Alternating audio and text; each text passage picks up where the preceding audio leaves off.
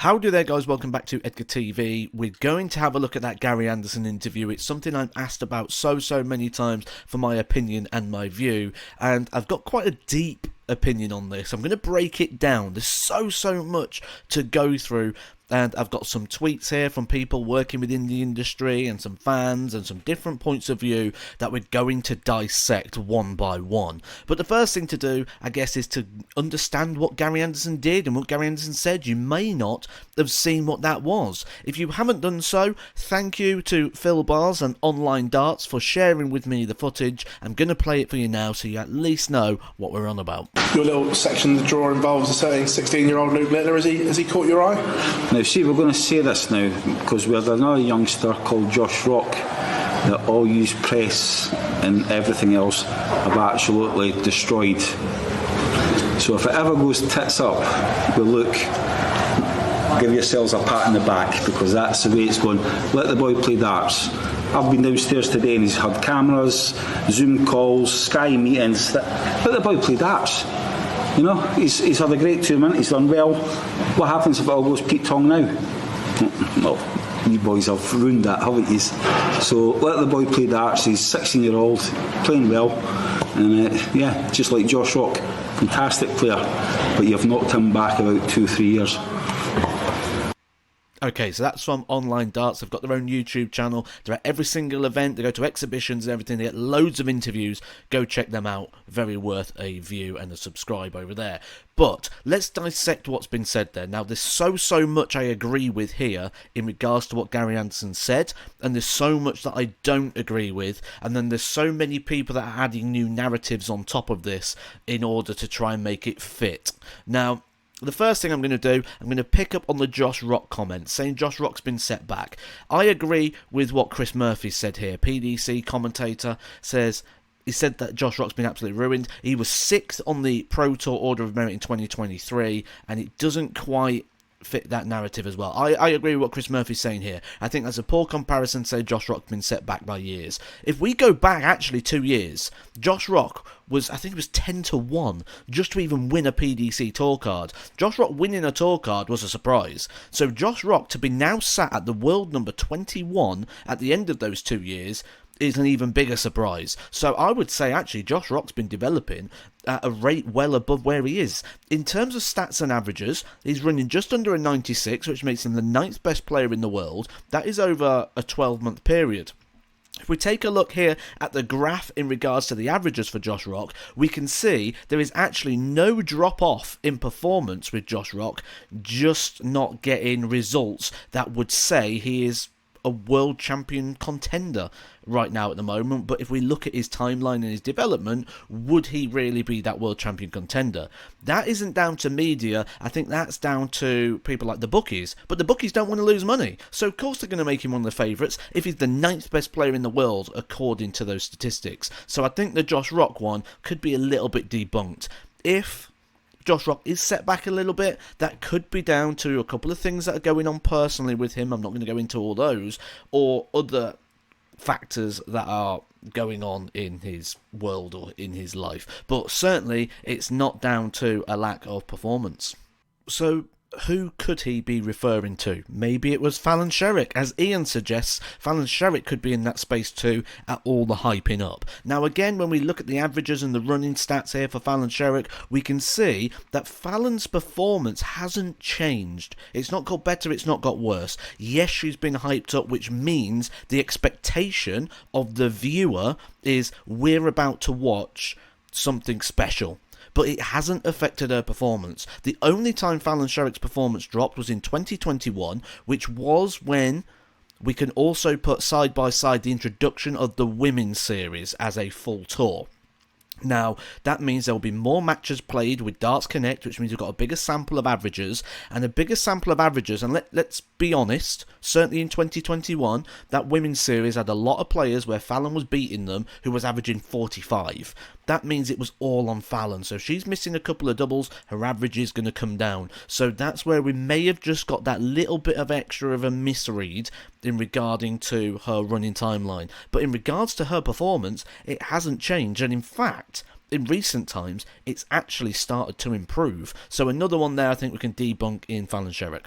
Paul C, giving us a few more names as well. He's going with Leighton Bennett, Nathan Gervin, Justin Van ter Hau, as players that was sort of tipped to do very well at young ages and didn't really materialise. Now, yes, I have seen these names banded around quite a lot, absolutely, but I think that is banded around by inexperienced media, not expert journalism. Now, the reason I say that is because, not knocking these guys, they're quality players, but they're not even the best in their field, as in, like, they're not the youth world champion, for example. So they're not like where Luke Littler is. Luke Littler also winning back-to-back Moda Super Series titles. These guys haven't won a week yet, where Luke won a week, then went and won Champions Week, then won a week, then won Champions Week. So we're talking on a completely different platform. So I think if other people are being banded around, I think that's by inexperienced journalism rather than industry experts. But certainly, yeah, like I say, I'm very well aware of these names. Very, very aware of the talent they've got, but I wouldn't be comparing these with what we're seeing from Luke Littler. Couple more industry expert opinions here. Dan Dawson, as always, coming in with a banger of a tweet saying, I don't care how amazing this is, please stop talking about it. Which is kind of the point.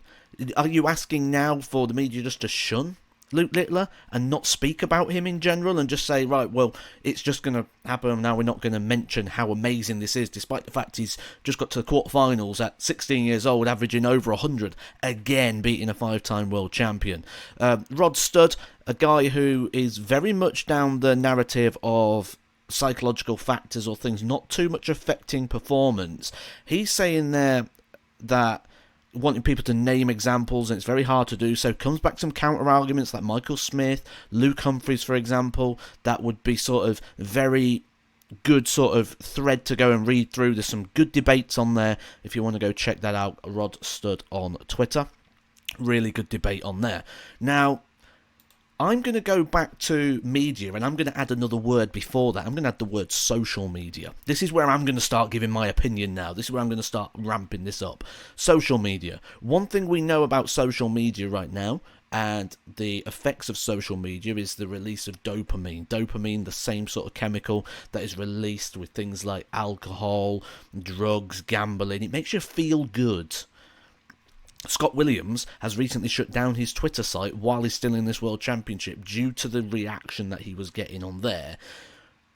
Maybe there's a debate here that Luke Littler should be doing the same. Maybe that, for me, is one of the biggest concerns, the social media aspect. I went on there last night and I was just looking through Luke Littler's Facebook, and it was just endless streams and reams of someone who met him once in 2020, or, oh, I played in the same league as Luke, or I played with Luke's dad's brothers, sisters, cousins, I think he's all this sort of stuff. Everyone now knows him, everyone, you know, all this sort of stuff. I'm bombarding his Facebook page, was absolutely flooded.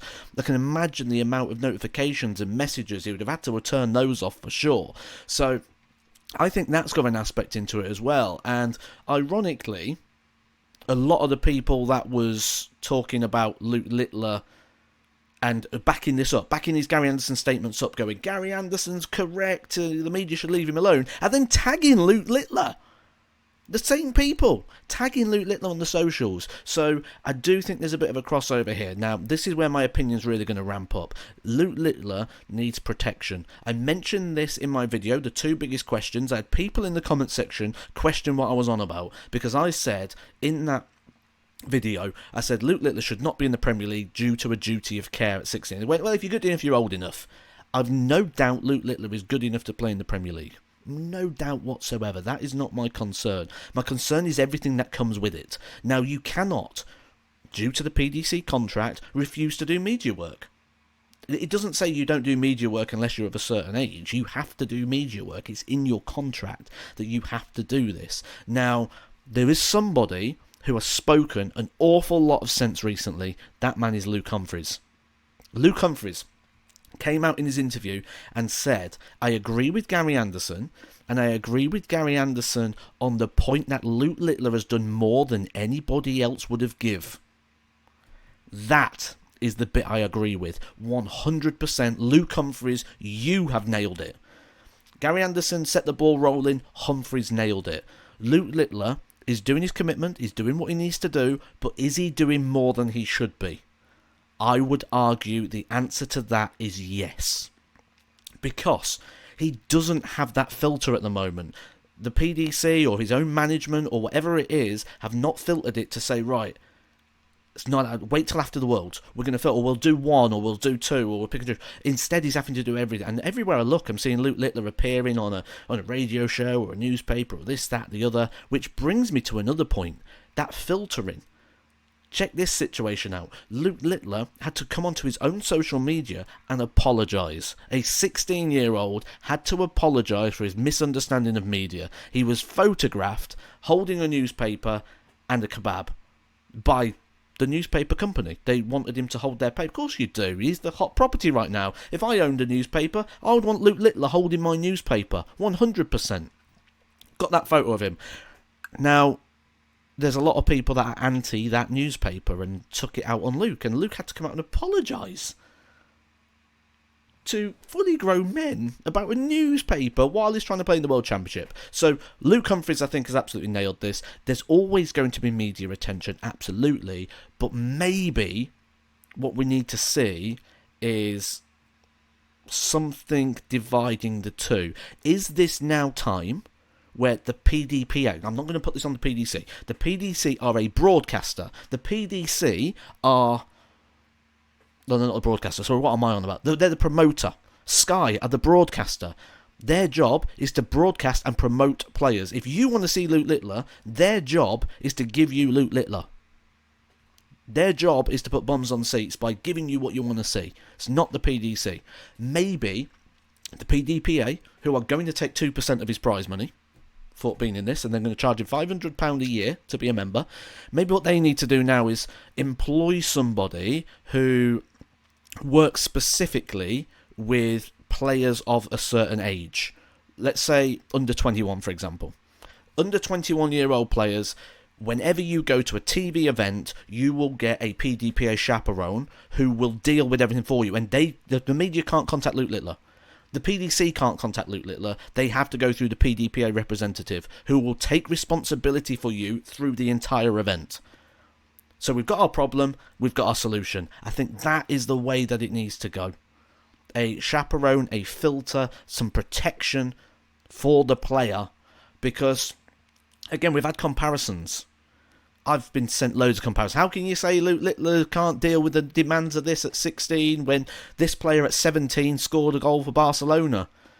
A goal for Barcelona where he had a manager, a team of coaches, a team of players around him. When we're talking about footballers or team sports or different sort of activities, we're talking about people that have a team of people behind them. A team of professionals that deal purely within that industry. Luke Littler is just a young lad who got really good at darts, really fast, and he's thrusted into this limelight. So, a chaperone for under 21 players would be my way to go. And they take full management and responsibility for the player during the event in terms of filtering that commitment. Let me know what you think down in the comments section below. And I'll catch you soon for some more Edgar TV. Edgar TV.